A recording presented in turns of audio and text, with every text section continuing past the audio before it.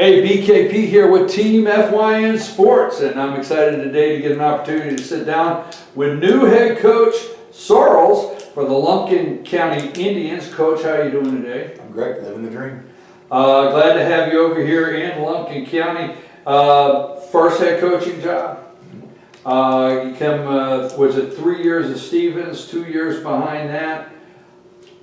Tell us from Cartersville to Stevens County, all the coordinator jobs you have, some of the things that led up to now, because you're coming from two very good programs. Sure. And you've got a lot of coaching experience there that you're bringing to Lumpkin Indian fans. Tell us a little bit about the last 5 years of coaching. Sure, and it goes far past the last 5 years. I tell people I'm the most fortunate high school football coach in the country to have had the experience that I've had to kind of prepare me for what I'm doing, what I feel like I'm called to do, honestly. My dad was a long-time football coach at Furman. My granddad was a long-time high school head football coach.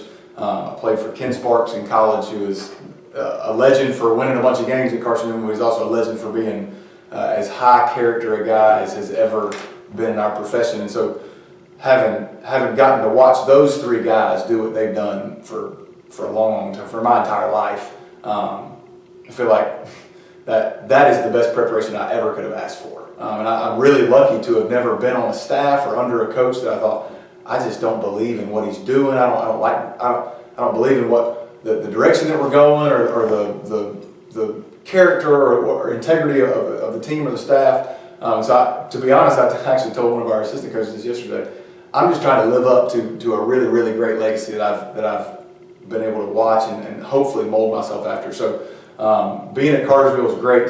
Coach King is obviously one of the guys that you'd like to model what you do after, and lots of stuff that we do and stuff that I find myself saying even without even thinking about it. That's from Joey, and then getting to watch. Being under two different guys at Stevens and being able to say, I love this, and I love the way that we're doing this, and then Coach Tank came in and said, these are good, these are some improvements that we made.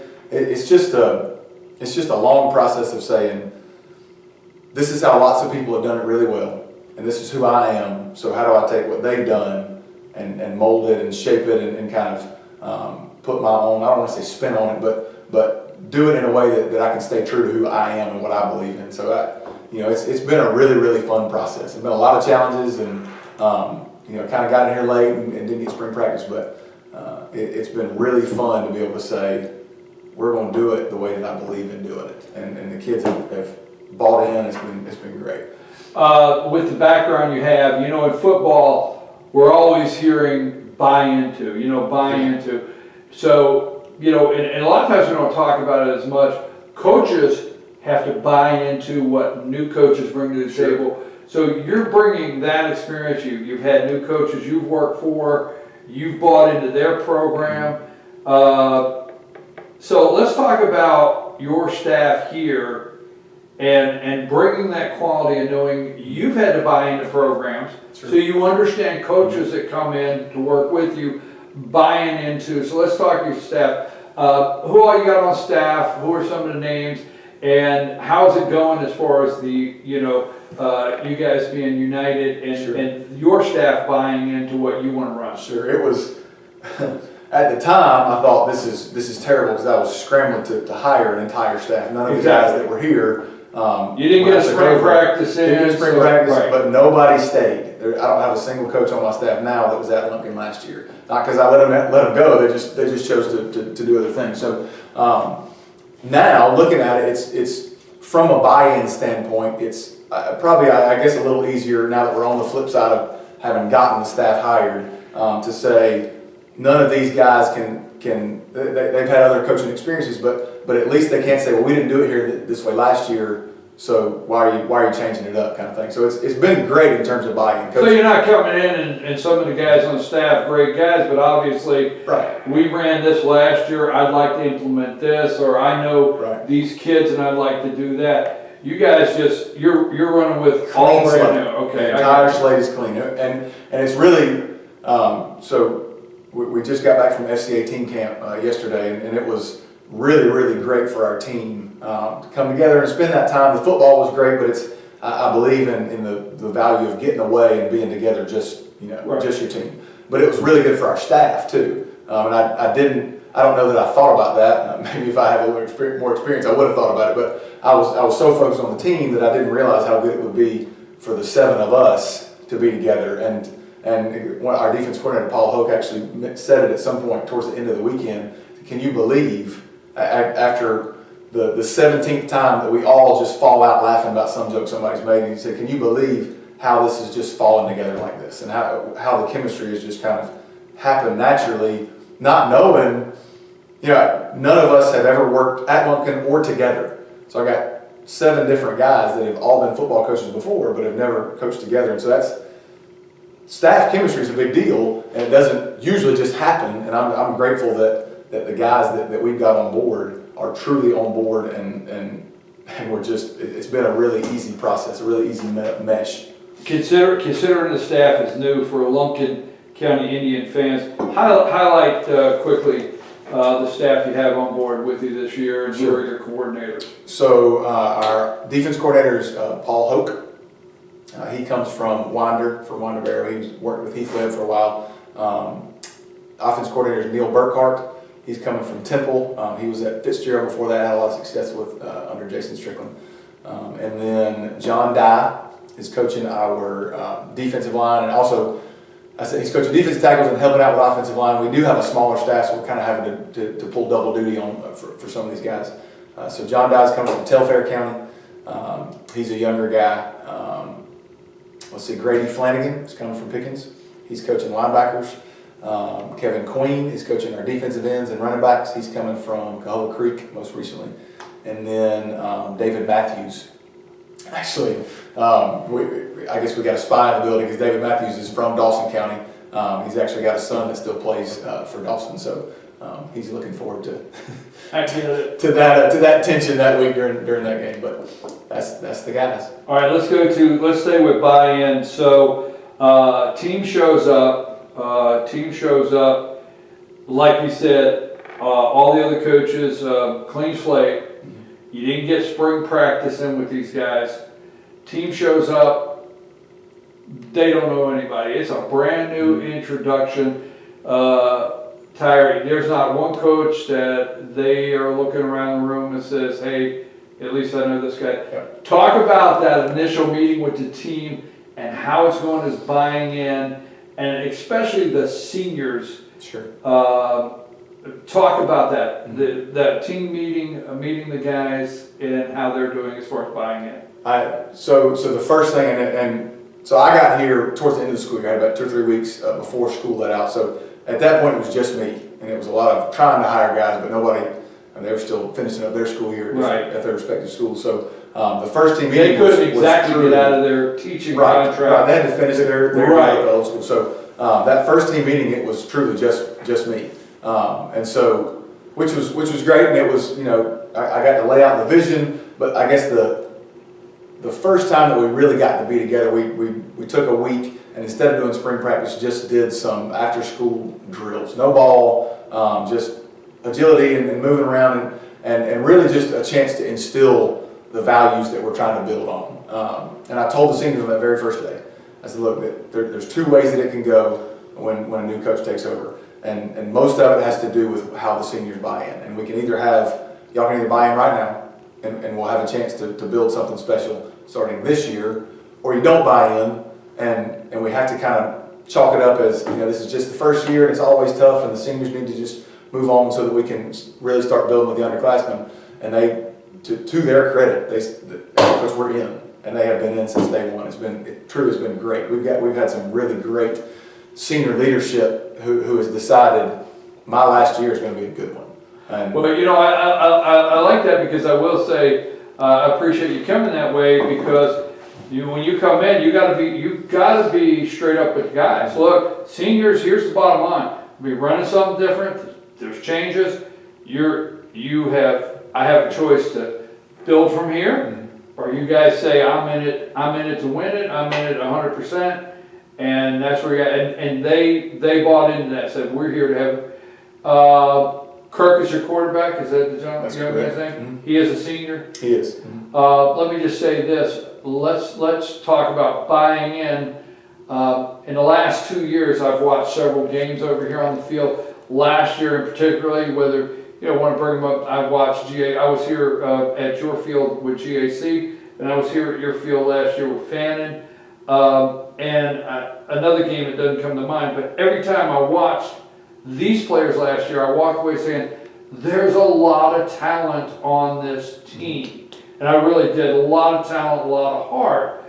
Running game, okay, let's not talk about it, but run. What, and I always said last year, spread that defense out just a little bit because you have a quarterback, you had the talent. What changes this year out on the field that the Lumpkin County Indian fans could see different? Sure. I do. I think Tucker is poised for kind of I guess it's a cliche, but a breakout season this year. Absolutely. I agree. He's got the arm, and I think he can help us with his legs too. And so we're going to let him do that. I believe a lot of people have asked me, what kind of offense do you run? I believe in options, and not necessarily the option, not Georgia Tech, Air Force, that kind of option necessarily. I don't have a problem with it, but I believe in giving the quarterback options and not ever pinning yourself down and saying, we're going to run this. If we can't run it, we'll just try again next time. I believe in building options into offensive football, and so that's what we're going to try to do is give him some options and say, where's the best place to go with the ball, and let you make that decision. So it'll be RPO heavy. I say heavy. There will be a good portion of RPOs, and then we'll be a running team. You have to base it on your run game. You have to start there, but we'll be simple in our run game, and some of our answers will be built in on the perimeter rather than an answer to stopping one run being, well, we're going to add another run scheme. A lot of our answers will be built into perimeter RPOs and screens and bootlegs and that kind of stuff. So. I would like to think it will be exciting. I'm excited about it after this weekend, getting to finally watch us against some live competition and, put pads on and actually have to block people that are not your teammates. It was really fun and exciting to say, all right, this is who we thought we were, this is what we thought we could do, but we really can do it. These are, obviously we got miles to go, and we're still behind everybody else just in terms of install, but it was exciting to see that what you thought you could do with the people that you got, I really think we can, and it's going to be fun. Well, I don't want to be negative. I want to be clear. Okay. I'm not second guessing any of the coaching in the past. I'm not. Sure. I'm not doing that. It's just Me neither. what I'm saying is a lot of the guys, I watched this team and I would walk away saying there's a lot of talent here, okay, in this community, a lot of talent on that football field. It's a strong football field, but your opponents were able to get 11 hats on the ball, and I'm saying it not to be negative, but they knew where the ball was. I don't even know how that's coming across. I don't know, like I said, no negativity, but I watched the games. Right. So, and I thought to myself, the talent on this field is definitely the kind of talent that can spread a defense out a little bit and find some holes. So we're going to see a little more explosion from the offensive side of the ball this year for the Indians. I hope so. That's the plan. We're going to give them a chance to explode. I'll say that. We're certainly going to give them a chance. With the seniors this year, the leadership, what have you guys been doing this summer? What are you doing getting ready for that first opening game? You got more camps planned. What are you guys doing as far as practice? Let's just say for you and your coaches to get that catch up with your team. So June was essentially an install month. We worked out 3 days a week, and the one guy who did stay on staff, I guess technically he is not on the football staff, but he might as well be. He spends more time with the kids than anybody. Is Tyler Wynn, our strength and conditioning coach, who is absolutely unbelievable. I hope he never leaves, but he's really, really good, and so that's been a huge advantage, I think, for me and for our team is to be able to say, you got it. And I have complete and total faith in what he's doing in the weight room. So we've had a really good, whatever, it's been 5 weeks, 6 weeks in the weight room so far this summer, and made some gains and working on not just getting stronger and bigger, but being able to move better, be more powerful rather than just stronger. So that part has been good. The football part, obviously, it's just a lot of learning because brand new offense, brand new defense for everybody, even for the coaches. Offensively, Coach Burkhart and I have kind of taken, here's what I like and know, and here's what he likes and knows, and we've kind of come up with this new, it's not new for football, but for us, a new system where kind of take the best of both worlds. And so there's some things I'm still learning on offense and some things he's still learning. Coach Hoke has got command of his system, but obviously the assistant coaches are learning. So we're just trying to kind of stay one step ahead and make sure that the kids have got a really good understanding. I'm a believer in keeping it simple so they can play fast rather than being complex just because we like to draw on the board. You know, there's tons of stuff you can draw up there and go, this is really cool and we can do this and we can do that. But there's no such thing as a good play that can't be executed. The kids have got to know it. They got to know it like the back of their hand and get ready to play, to execute that against any front, any defense at a high level. So the goal and kind of where we're moving forward right now, especially after camp, is to kind of step back and say, all right, we have the base installed. What do our kids know? How comfortable are they with it? And then where do we go from here? So that's what the next 3-4 weeks will be spent doing, so that when Towns County comes for that scrimmage, we're rolling. Well, I like what you said. The next 3 weeks, because when you get them in the locker room and you ask them if they're buying in and going to go out there, it has to translate to the field, because when you're running a new offense and a new defense, I mean, I've watched head coaches come in, and I've watched that first year with getting guys to walk through the plays and getting it all to click, to year 4 when those freshmen are seniors and you already can erase that amount of time. Follow, you know what I'm saying? So how is that going with the team as far as, playbook and the whole new thing? How is that going specifically on the field, walking through these plays and getting acclimated with what you plan to do? Yeah, I mean, I think it's going well. We have to keep reminding ourselves. I have to keep reminding myself.